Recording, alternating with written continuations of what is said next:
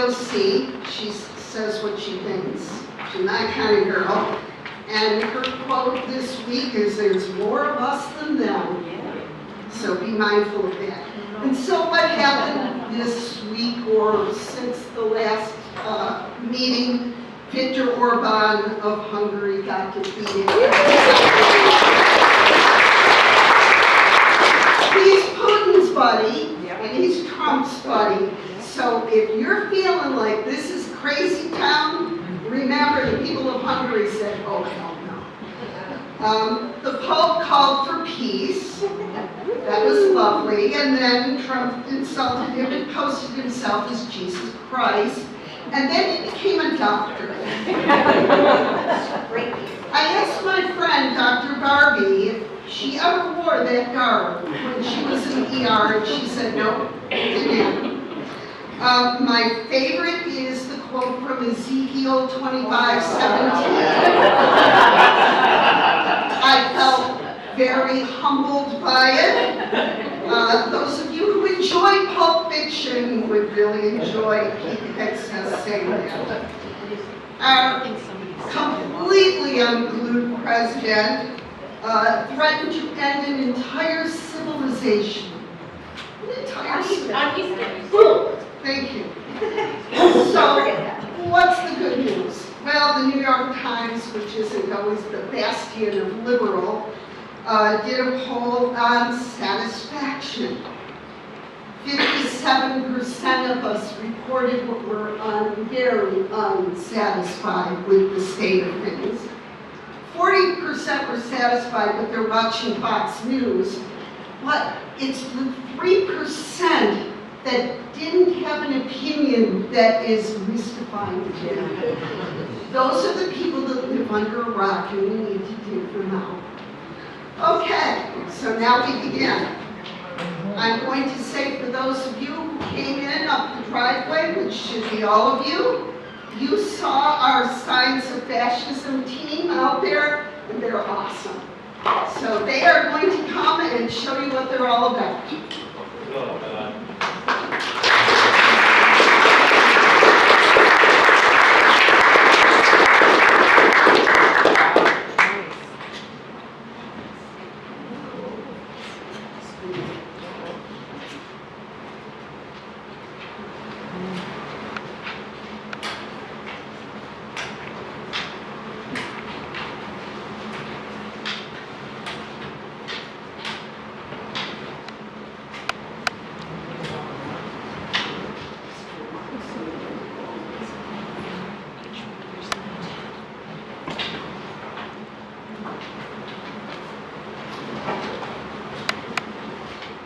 Good morning. I'm not dressed for next year.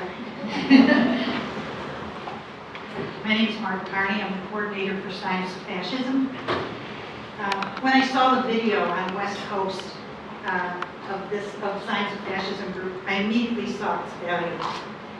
Not only as a means of protest, but a means of educating the general population.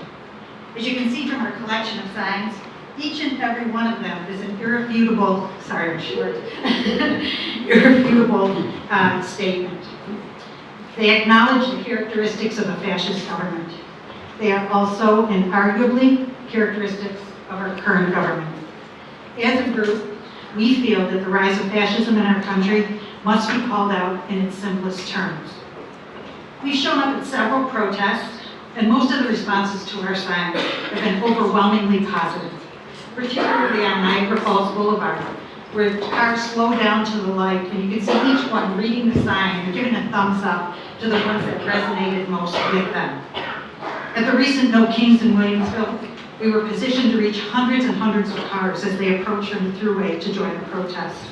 Again, overwhelmingly positive responses. I also want to mention from the start that we are not sponsored by George Soros, and members do not receive a paycheck. I hope that's not a deal breaker for anyone here.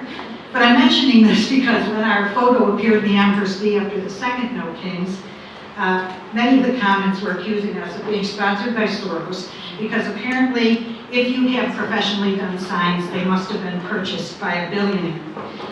Trust me, they were not. Anyway, we're here today for a couple of reasons. First, to introduce ourselves to those who are unaware that we exist, and here we are.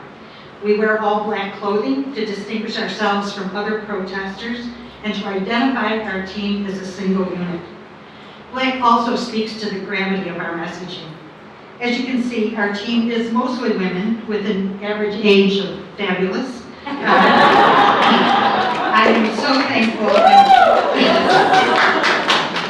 I am so thankful for and proud of these women and the occasional man who show up with enthusiasm and energy when called to action.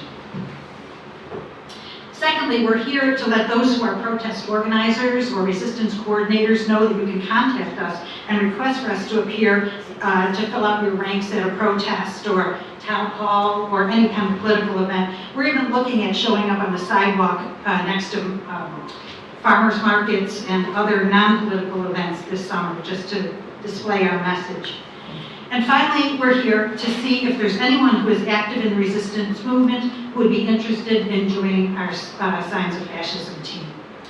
Team members do not have to be available for every event, but being a Signs of Fascism participant does require enthusiasm for the project and a willingness to show up when available. We currently have 15 signs and therefore need at least 15 people to participate for any event. This will more than likely, at least from my experience, require a roster of about 35 to 40 people. After all, we have lives with other commitments and health issues, family responsibilities, and so forth. So again, you're not expected to show up at every event, though we have some incredibly dedicated people who do. I appreciate them so much. Once we identify a protest opportunity, I text each member with the details of the event, the date, the time, the place, and parking availability, which, depending upon the venue or the area, could be problematic. But we scope it out ahead of time. And then I request if you can participate or not. We provide signs, the posts, and a black hat. Black masks are optional, though they come in handy when the weather is brutally cold. And also people like to protect their anonymity. We get a lot of people videotaping and taking pictures of us. You need to be aware that because we have to stand in one place for the duration, it can be challenging to some people. It was especially so during the extreme cold of winter. But we have chairs, and we're more than welcome to welcome anyone who feels they need to sit. Because we have the signs on posts, regardless of whether you're sitting or standing, the sign holders put our messaging at the same level, which makes it very readable for vehicles, for cars coming by. Signs of Fascism is a process for us. Each experience we have helps us refine our mission, the needs, and logistics. We will continue to learn and evolve and respond to changes in the political landscape. If you have any questions or would like to sign up, please see me after the speakers are done today. But I would ask you to really think about whether you have the time, energy, and inclination to actually follow through. As I said, you're not expected to show up to every protest, but because this project requires staffing up on a sort of on-demand basis, we're looking for people who are excited about being on the team and are willing to make Signs of Fascism a priority in the resistance agenda. Thank you, and I hope to be talking to some of you later on this morning.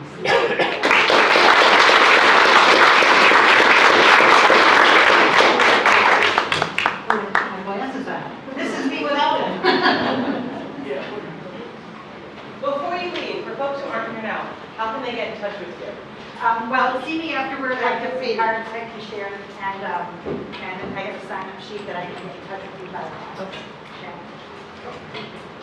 I'm gonna go out and in. Wow, that's a coffee. I've seen these wonderful protesters along Niagara Falls Boulevard on Saturdays, and it's quite a sight to see. First up to speak to us is Marie Evans. Sit here. Oh, you're there. And Marie is with the Amherst Little Free Pantry, which is located here at the Union Church.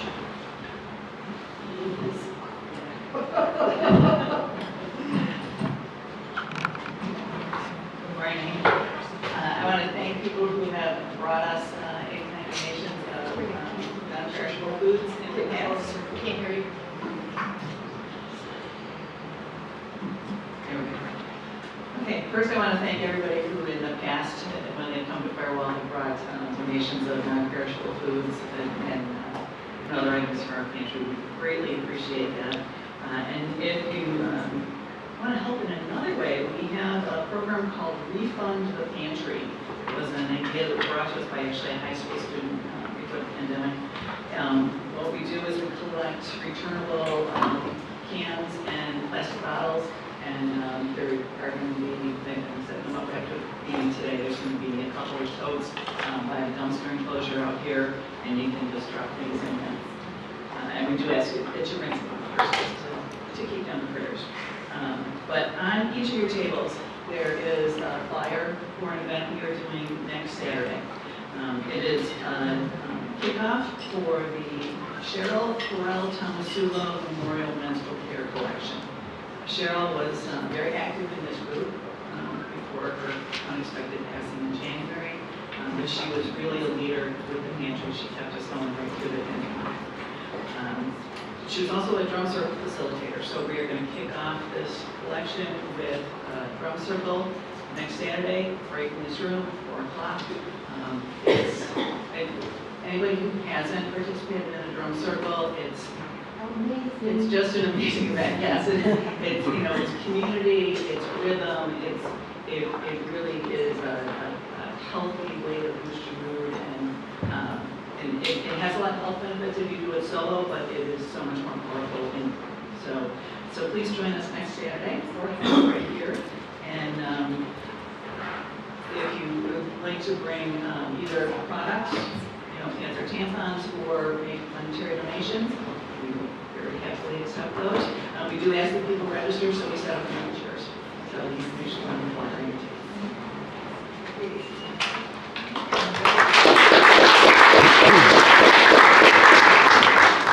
Now I will move this down. Lorraine will speak with us now. Lorraine is with the Justice Advocacy Group, and she has a couple of announcements to make. All right, not quite so tall. All right. For the UU Amherst Justice Advocacy, we have a couple of events coming up.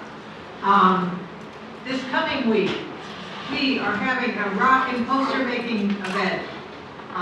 Thursday the 23rd from 6 to 8 p.m. It's going to be a lot of fun. It's called, we're going to do a lot of creative things beyond poster making. So come and see what we've got planned. There's going to be rocks, there's going to be who knows what. And of course, the leader of this event is Peggy Mark, so you know she's thinking really outside the box. And our Mindful Movies continues on May 1st, 7 p.m. This is a very, very serious film this time, The Hate You Give. And it's actually a young adult film that was made in 2017. And it stars Amandia Stenberg as a high school student navigating the fallout of her friend's death in a police shooting. So it's going to be very heavy. Expect a lot of serious conversation afterwards, but you know, it's a real event that our kids have dealt with and are dealing with. And so those are what we have to look forward to, and hope to see you there.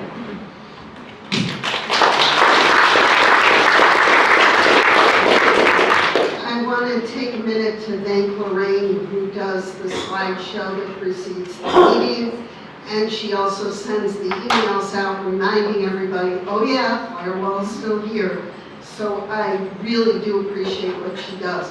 Also in the back of the room is Les Bluehite, who is videotaping our meeting. He's only zooming in on the speakers, so if you are shy, don't look at the camera. And this is posted on YouTube as Firewall Umbrella, Western New York. And if you grab one of our cards you can be directed to our Blue Sky site as well. So if you miss a meeting, and please don't, but if you must, you can at least go on YouTube and see what you missed. Okay, next is Mimi from the Bridge Brigade, and now that the weather's nice, we want to get out there on the bridge.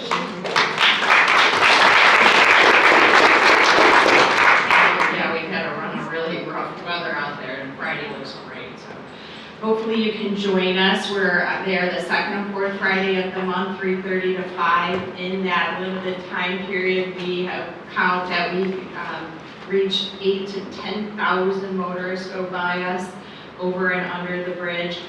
This Friday afterwards at Crab Apples, which is a little dive bar right at Genesee and Beach, we're going to have a little happy hour. So if you'd like to come and do something fun, please join us. You don't need to bring anything. We have big banners already preset, but we do need people to come and wave. And Genesee is a really great place because the traffic is literally crawling. You can even talk to them as they go under. And if you need your spirit filled, please join us for that. I was just talking to Kathleen. In June, right before the primary, we have a Bridge Brigade event, so we'll try to remind people to get out to vote in their primary. December 6th is a Saturday. We're going to do a D-Day event, and that is multiple sites all around Western New York. Janet and her group with Randy, they've added on a site at the 33. And so if any group has an overpass near them that they'd like to adopt and make that their overpass, we'll provide you with banners and a how-to and people to get you started. So please let me know. It's WNYPD.org. And we're also on Facebook. Thank you.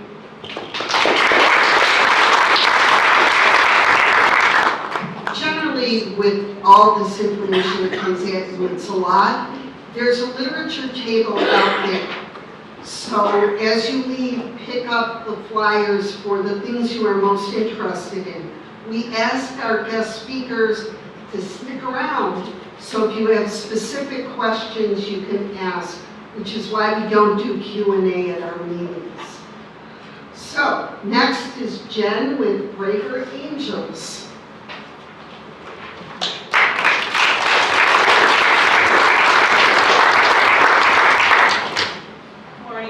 So, Braver Angels is America's largest nonpartisan secular depolarization project. The entire goal of the project is to bring together people to talk politics. In Western New York, various ethnicities and cultures teach people it's not polite to talk politics. So we don't learn how to do it. So part of what we're doing is teaching and learning how to talk politics that doesn't result in us screaming at each other. So to echo the AOC quote, there literally are more of us than there are of them. In New York State, blues, people who lean to the left, liberals and progressives, outnumber reds, people who lean to the right, who are conservative, 7-1. We are not officially a Braver Angels Western New York organization because we do not have a red co-chair. If you've heard me talk before, I've been mentioning this at every single meeting. So my ask today is you are always welcome to come to BA events. We have one on Tuesday. I left flyers on the table. This is particularly about how to talk family, or how to talk politics in family settings.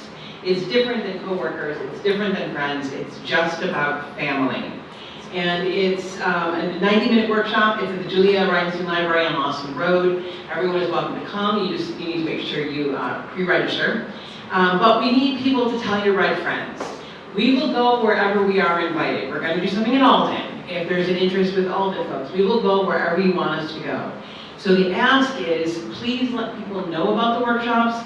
Please let people know about Braver Angels. And if you meet anyone who leans conservative, but is frustrated with liberals, or someone who expresses an interest in wanting to talk politics, not just yell, not just, kind of raise their fist, please, I'm happy to connect with them. We're happy to take them out to lunch. And one thing we often share is that the social cost is different for crossing the aisle amongst blues than it is for reds. In blues communities, we often reward each other for talking to someone with a different political opinion. We praise each other for crossing that bridge, for literally crossing Niagara Falls Boulevard. For many people who are conservative, who lean red, it's a form of community violation. It's a traitor act. You are violating the norms of your community if you leave your community to talk to the other side. It's a different mindset, it's not right, it's not wrong, it's just a different approach. So what we do at Bravery Angels is try to figure out ways to talk about, find that common ground and have that conversation. And the last thing I want to share is a big idea is with Bravery Angels is social change requires three things: resistance, replacement, and rebuilding. We can resist, and Bravery Angels doesn't ask us to stop resisting. We can resist, we can be part of replacement, but we can also be there to rebuild. So if you want to talk how to get ICE about our communities, that's one conversation, we're happy to have that. If your neighbor is an ICE agent and you want to figure out how to coexist with a neighbor who's chosen to work for ICE, that's where Bravery Angels can help. So please pass the word, and I'm happy to answer any questions.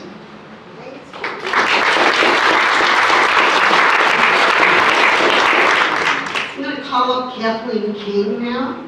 She's with the Good Neighbors Getting It Done.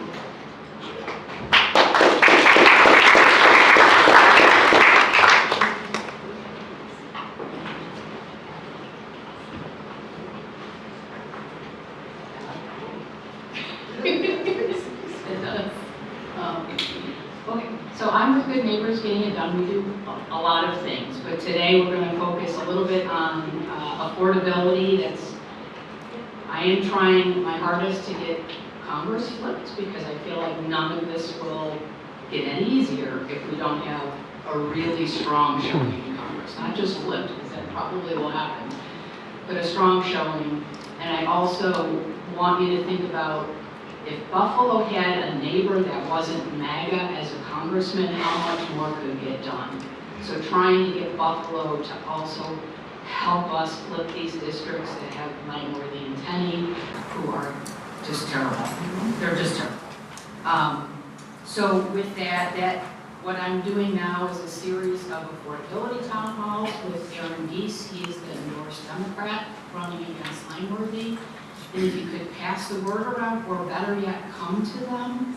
So these are community conversations where people sit around and talk about specific economic topics and how they affect their neighborhood, and then ask questions of Aaron Deese, and we discuss it. So it's kind of a new concept, but hopefully it's going to go really well, and to try to get community and other people to come in. We cannot win with just Democrats alone in the 23rd district.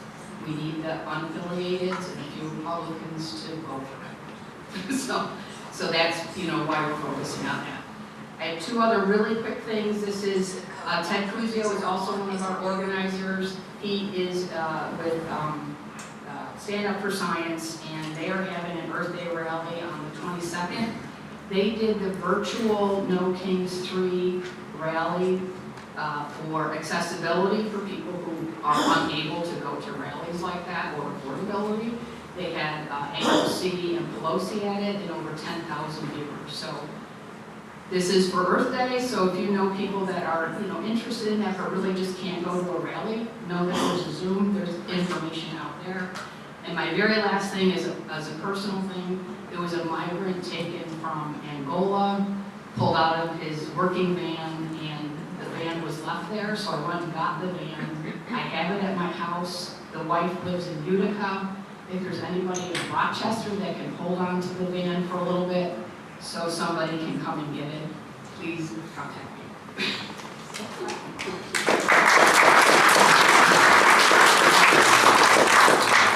What you see here is a representation of so many different groups throughout upstate New York, western New York, and even the southern tier. So when they go back to their groups, they're reporting on all the things that you're hearing from the other groups.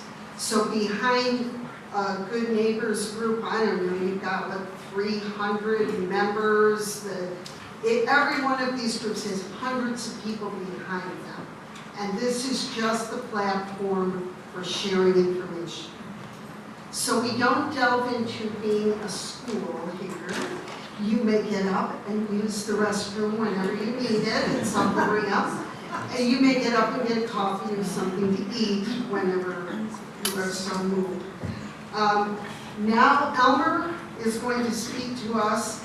He's with the, I think you're from Hamburg, aren't you? We are do something Southtowns. Do Something Southtowns.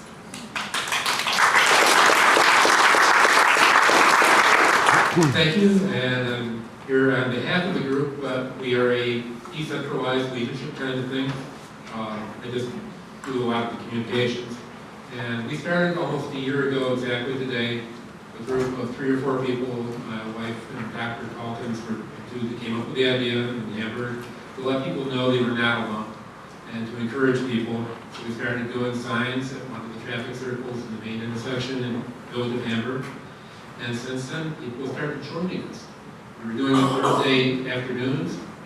It started getting dark around daylight saving time. We switched to Saturday. More people kept coming. And people keep coming and joining us. And we started meeting afterward, doing soup and snacks. Dr. Calkin's office is like 50 yards away from where we meet. And that has offered an opportunity to start growing as a group and creating more things. We've been building on the encouragement that we offer, which is still in many ways our primary goal is to let people know they're not alone in the Southtowns. The Southtowns are not all red. We've adopted a mini food pantry that collects food for people who do not have kitchens, microwavable people who are living in hotels. We started this subgroup working toward an ice watch, so Kathleen and we want to talk about that and all of them. And we're looking for, we've done some of the trainings and we're looking for people who can help us move forward and we build out that team. So if people are involved in ice watch kind of things, we would like to talk to you. And we've had people join us from throughout the region. Some of the people from Springville that came up and joined us ended up they came to this conclusion, hey, we can do our own no things. And so we helped out with that. So that's basically who we are. We're probably getting 50 people a week now, and our philosophy is we do it for 1 hour, because that way if it's too hot or too cold, people can go home, and people don't get bored. But it's been creating a community, and we're looking forward to seeing who we can collaborate with. This is a great group to be here, and hopefully we will be working with some of you in the future. We just checked my notes. I think I covered almost everything there. I think we got it. Thank you.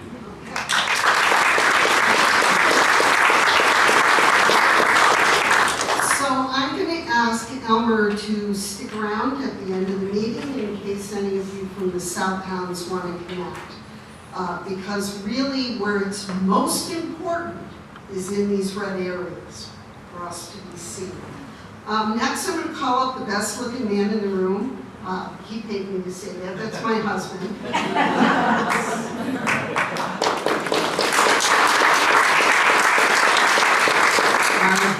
Don Tucker is going to speak to you about Ride for Roswell.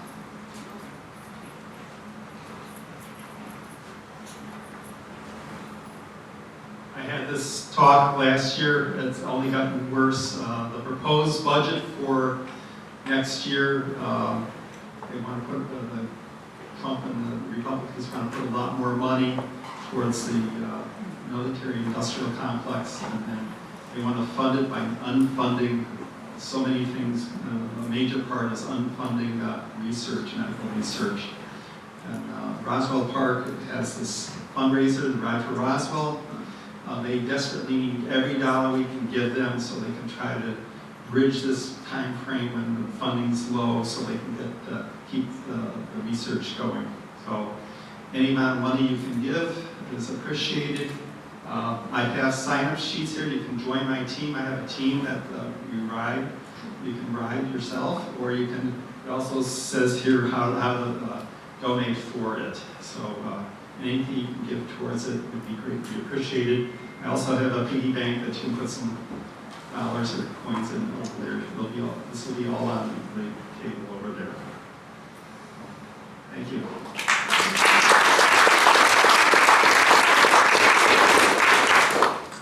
done the 30 mile, but this crazy man has done 64, and there's a 100-mile one if you are so inclined. Okay, Bill Bibco is up next. And Bill has a real concern about what our administration is doing.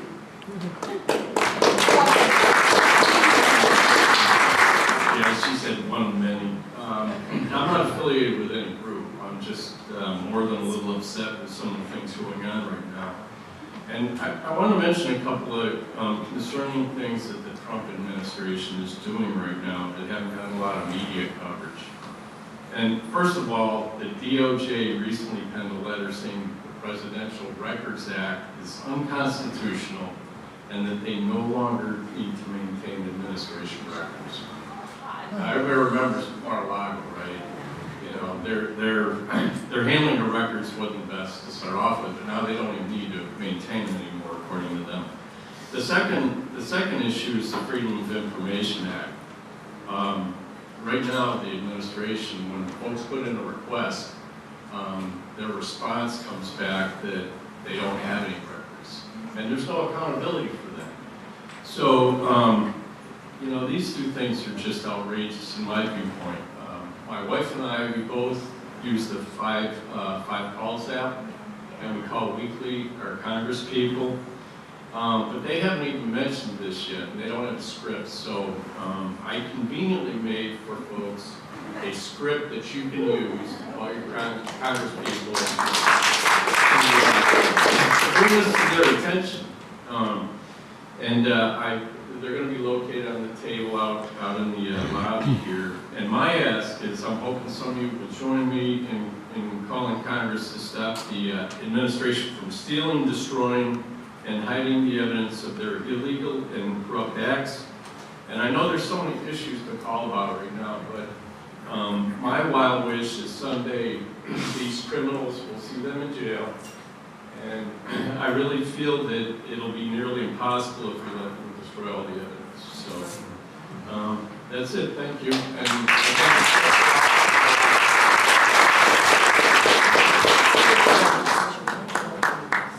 Do not be discouraged. There are more of us than them. Okay. Before we get to our guest speaker today, I'm going to call up Cheryl Cordes. And I hope I said your last name right, Cheryl Cordes. Cheryl is with the Tonawanda Seneca Nation Allies. And she is going to speak to us today about something of great concern, and that's a proposed mega center in Alabama. Thank you. I normally don't need a microphone, as some people in the room can attest to when I go to public forum meetings. But anyways, I don't know if the majority of you in the room knows what a data center is. But we're looking in our little town of Alabama, which is surrounded by a national wildlife refuge, the Tonawanda Seneca Nation and sovereign land. And they are looking and pushing down our throats a data center that is 2.2 million square feet. That's equivalent to 15 football fields. We don't want it. We've opposed it. We make our verbal opposition known, but we're not being listened to.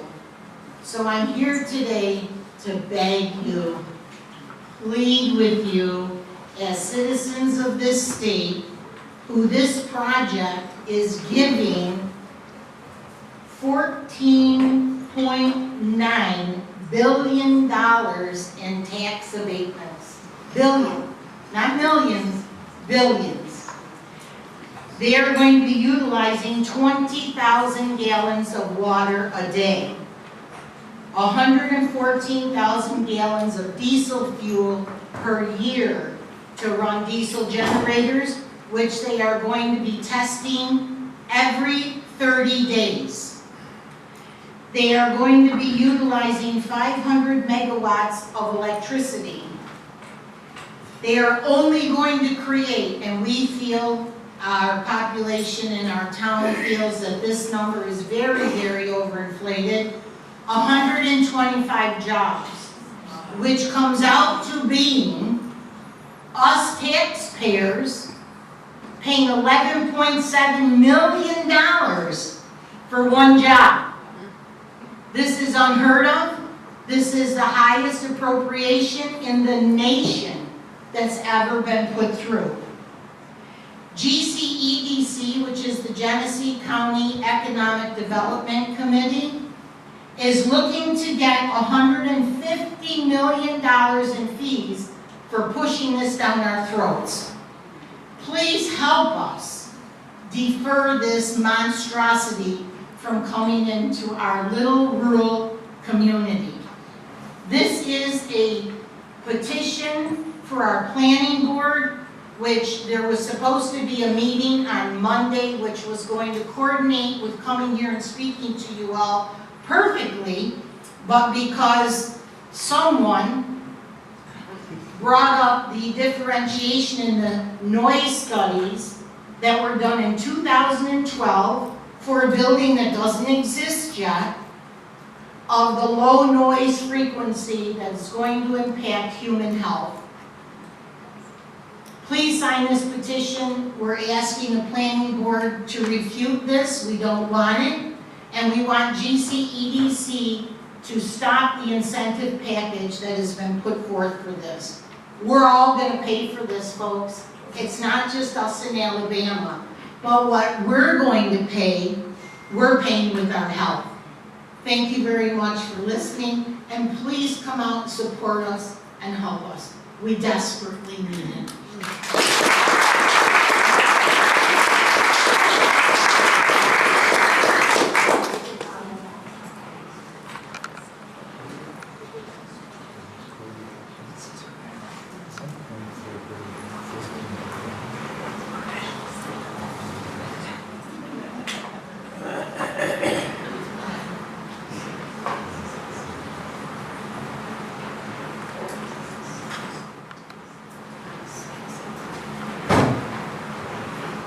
Give you a couple of minutes just to ingest this information. Meanwhile, Kirk, if you will. And please pass this information on to your neighbors. It affects everybody. My understanding is Plan B is going to Tonawanda after Alabama. So if you think it ain't in my backyard, tell her. And what is it, 8 miles away, the noise? 10 travel 10, low noise frequency. Crazy. So if you are within 8 to 10 miles of the Tonawandas, you may have a reason to really get involved now. Can I just say something else? They call a 5-mile radius around the data center the kill zone. Beautiful. The kill zone, 5-mile radius. While Kirk is getting set up, we add some of these little flyers out on the table for Good Neighbors Getting It Done in Western New York. We held a series of 3 webinars on how to do proactive zoning. So all the issues that Alabama is identifying, we can take steps now to prevent that from happening. And the noise thing cannot be stressed enough. You need to make sure your local zoning codes are updated, not just for sound volume decibels, but also for the low noise. And it's very easy to teach you how in the webinars, how to look for your local zoning code, how to find it, and what you need to do to advocate for change. So in order to get, we can learn from our friends in Alabama. We can get ahead of it. Everything you need to know is on the Google Drive. Everyone is welcome to it. If you have any questions, give a holler.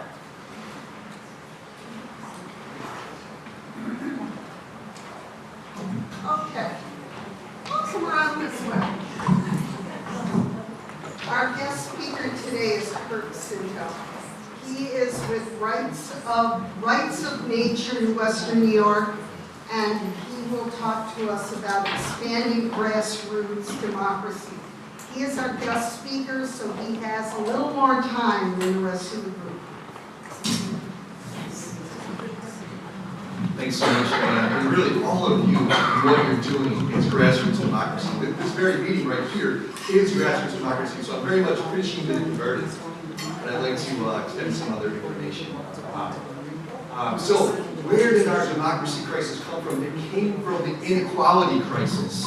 So it's been shown, that the deeper the economic inequality in every country in the world, the deeper the political polarization as well.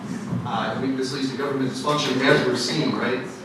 We see the expansion of 1% wealth, and this leads to the rise of the far right and the retreat of democracy that happens everywhere, especially here.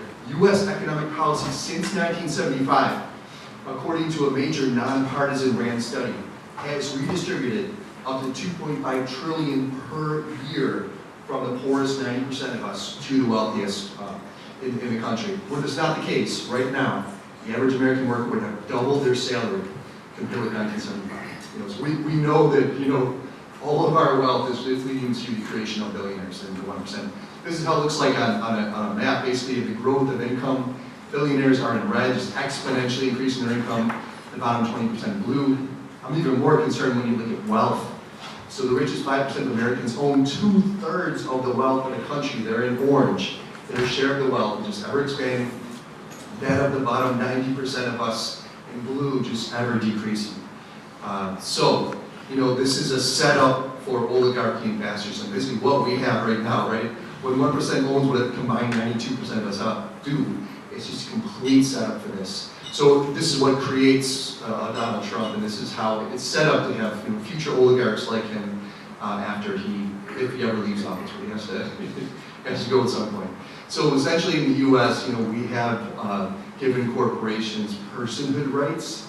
The Bill of Rights is supposed to protect us from power abuses from corporations and governments, but it's been applied to corporations themselves.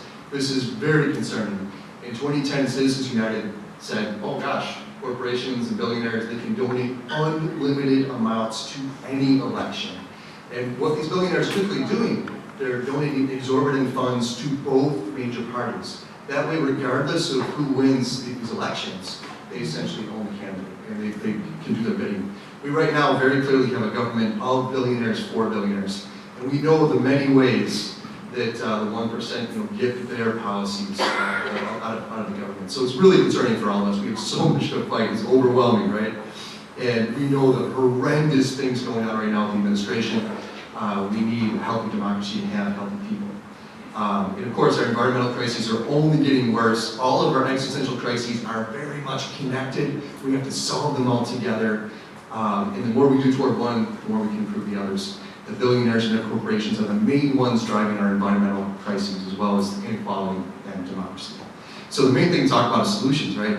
I don't want to bum everybody out. So we have fascism, we have oligarchy, we have to get to true democracy. There are two major types of democracy. There's representative democracy, in which we're electing these representatives and we're hoping that they're going to do our bidding. And if they don't, we're going to put pressure on them until they do. If they still don't, we're going to vote them out. This is very, very important work. We have to keep doing it. But let's be honest. Sometimes it works. Quite often it doesn't work, especially now. We have so much more to do. Many of the founders of the U.S. had a vision for direct democracy or grassroots democracy. This is the people leading ourselves. So this is, far, far deeper a democracy. Essentially, communities getting together like this, talking about what you want done and actually implementing it. So we can ask, what is the U.S.? Is it a representative democracy or grassroots? It is both. It has always been both. However, it is mainly a representative democracy. And if you look at the scale, in gray, you see the depth of a democracy. So representative democracy, the people don't have nearly as much power. And sometimes we work with some representative democracies are better than others. And there are many that are far more functional than the U.S. right now, right? And there are also ways we can improve representative democracies, like the League of Women Voters is pushing for ranked choice voting. This is really important. It expands representative democracy dramatically. Also proportional representation, like the parliamentary systems in Europe, for example, we can have some version of that here as well.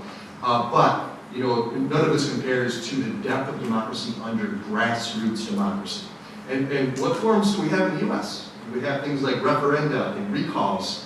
We have ballot initiatives, and the bread and butter of it is people's assemblies, neighbors getting together, coming together and implementing what you want to do essentially. So there's a long history of this. In fact, the US never would have been formed without people's assemblies.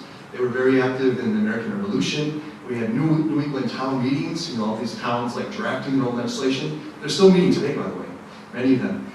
There's a resurgence of them that came with Occupy Wall Street, Black Lives Matter, following Hurricanes Sandy, Hurricane Katrina, and Superstorm Sandy, many examples. We need to expand on this like many other countries around the world are also expanding. And there's also a really inspiring link between representative democracy and grassroots democracy, so long as we have progressive candidates. And women and people of color have really shown us especially that this is very workable in the US and Spain. And what these progressive representatives do is they say, look, we want people's assemblies to get together and figure out what you want to happen, and I will make it law. And this has been very effective. We need a whole lot more of this. Because in my view, the political parties have been so dysfunctional, the two main political parties, right? So, we have a blue president and a red Congress, nothing gets done, and vice versa. But, even when we have a blue president and a blue Congress, I believe that most progressives are very frustrated with the policy that comes out of the government, and I believe that quite often it's very much just in the interest of the 1% in their corporations. So, how can we go deeper? Grassroots democracy, getting neighbors together. And maybe Black Clubs can be the foundation for this, and getting together and implementing your own policy. We can decide by consensus, or if we can't form consensus, we can vote on it. Now, mutual aid is a critical part of this. We have the B-Man network in Buffalo. We have good neighbors doing mutual aid, connecting folks. So we can essentially provide our own care to our own community, help each other out, provide our social services. This is deep democracy. When communities pass their own laws, almost always they're doing the right thing. They're banning data centers. They're promoting small businesses and living wage and becoming sanctuary cities. But then what happens? The state overturns these laws, or the feds overturn these laws. So we need communities to be far more powerful for this to work. So community strengthening is a critical strategy. We can self-define communities. We did this during COVID with our bubbles. We can have mutual aid networks. The more self-reliant we become, the less dependent we are on corporations and a government that often is not serving us. So there are many examples. And we can also call this localization. It's the opposite of corporate globalization, doing everything as locally as you can to be self-sufficient. And the transition movement coming out of the UK, spreading around the world, is a great example of this. It spread to 39 US states. Many communities, as much as possible, growing their own food, developing green energy networks, promoting small businesses. Intentional communities like eco villages have been doing this for a long time, co-ops. When we do economic localization, we're shifting money and power from corporations to our communities. This is a huge part of democracy. Take our money out of big banks, put them in credit unions and community banks. Community currencies are perfectly legal, and over 200 communities have them in the US. The more we barter, the more that promotes the community economy as well. We have to stop visiting big box stores and promote our small businesses and co-ops. Many have talked about the importance of breaking up monopolies and having small units instead. This is economic democracy. Most of the focus is on political democracy. Economic democracy is just as important. The data is really clear on this. This is how we get grassroots democracy. So in college, I mainly studied social movements and how they have basically created the major laws and amendments in the US Constitution. We cannot thank our government. We have to thank the people that had pushed the government and forced it to give women the right to vote, to abolish state-sanctioned slavery, etc. This is true today more than ever. We need our social movements to be even stronger as a grassroots democracy forum. The more that we merge movements, the stronger they are. We've seen these really critical movements merging together. I'm very much a part of the community and nature's rights movement. And I think we can potentially merge all movements under this banner. I think all of these movements need to come together now more than ever to oppose this administration, to implement true community rights and rights of nature. So this is absolutely critical. And the bread and butter movements, it's mass non-cooperation. It can be economic or political, in other words, civil disobedience. It has to be nonviolent. This is how movements accomplish their goals. And there's so many great examples around the world and around the US as well.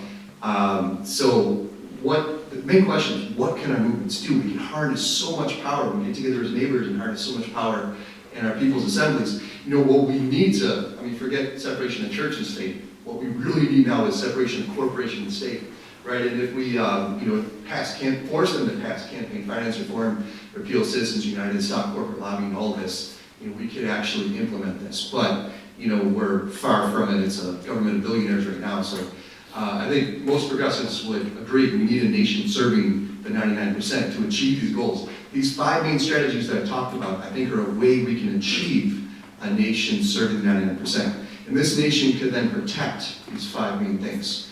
But the big question is, how do we get all Americans on the same page to build it? We are so extremely polarized, call me realistic, but I don't think that right now we can get all Americans on the same page.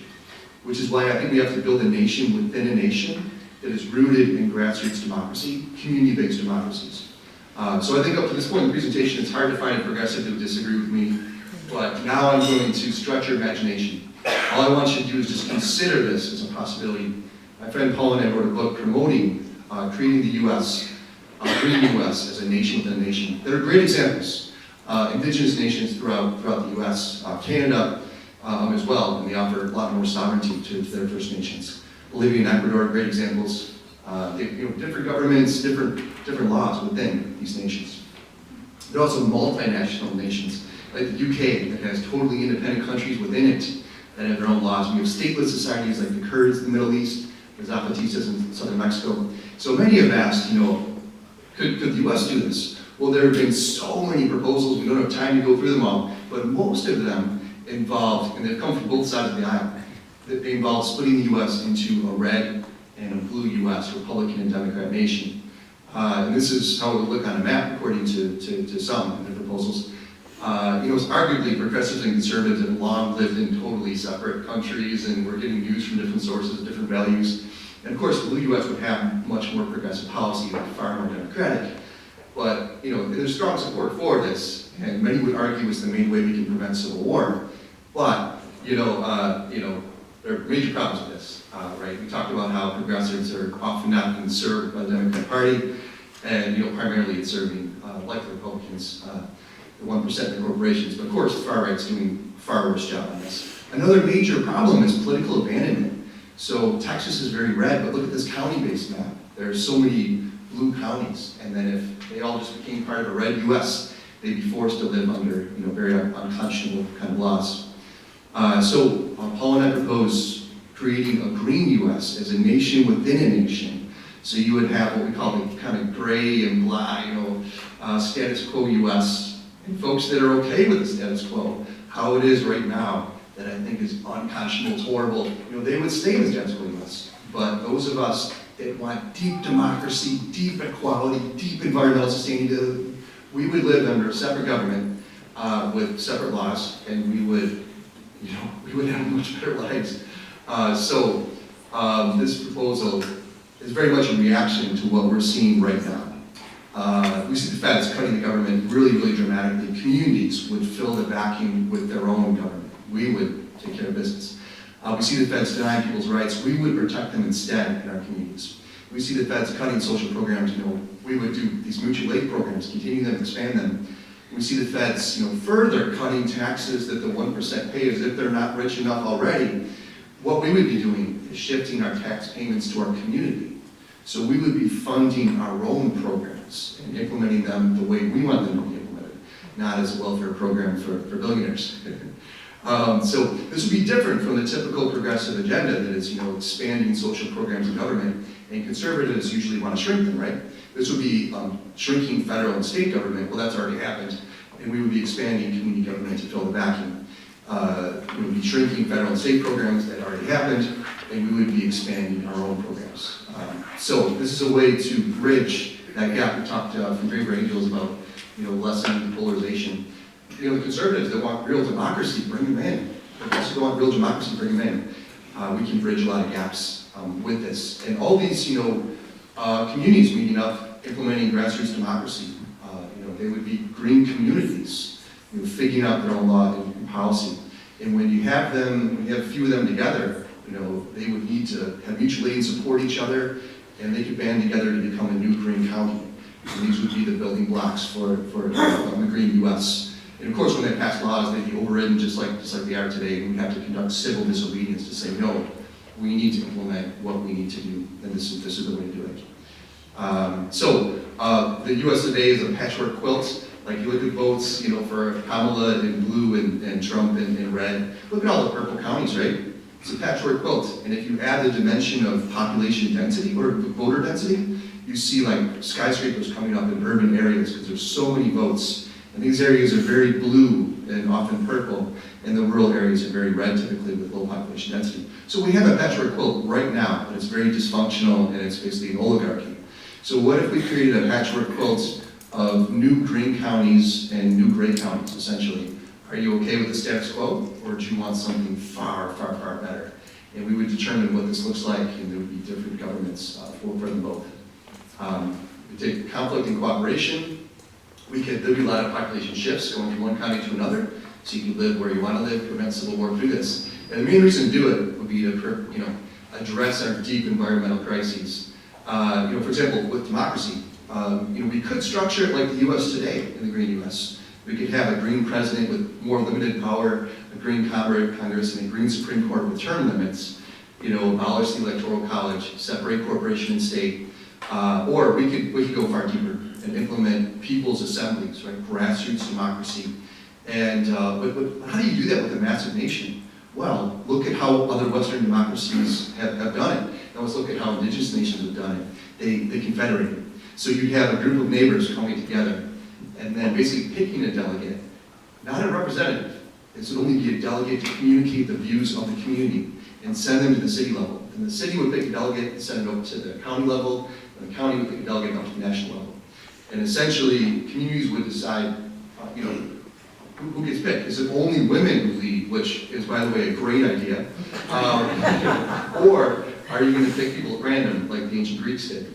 And then you would still have at least 50% women leading, which is great. Get people of color in there as well, very critical. We could exclude millionaires and billionaires from ever being delegates, and essentially there wouldn't be campaigns for office. So there could be no billionaire and corporate donations. We could, embrace deep equality and redistribute income and wealth, have economic democracy. We could really, really deeply address our environmental crises. I don't have time to get into exactly how, but what the goal would be eventually to get the whole U.S. on the same page. This being an intermediate step to break our current impasse, to get somewhere beautiful where we can move forward and eventually get everyone in the spur, most people on the same page. So this is the book that Paul and I wrote about it. It will be in print in a few months. And this is our model in which essentially we're pushing for this green U.S. to address our major existential crises that are around this idea. Drop me an email. I've got it on the slide here. I'd love to talk to folks after. Looks like I do have 2 more minutes. I don't know if we have time for one question or two, or we can. No. Okay. Well, thank you so much for your attention. Please keep promoting grassroots democracy. And I hope you'll at least consider, where could we go? What are our movements trying to do? What is our endpoint? Are we just trying to get Democrats in office? Or do we actually really want to get somewhere far more beautiful and deeper? So thanks for listening.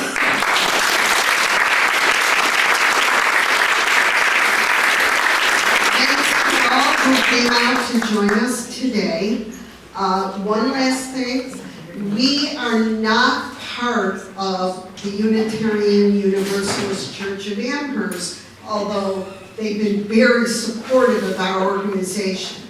As such, we pay rent to be here because we, unlike the far right, do believe in separation of church and all the other stuff. So if you are so moved, there's a couple vessels for cash, and if you could throw us a few bucks, that helps us keep the lights on and be in community with the people who allow us to use the space. Thank you very much. Stick around. There are speakers here. Ask them questions now. Thank you.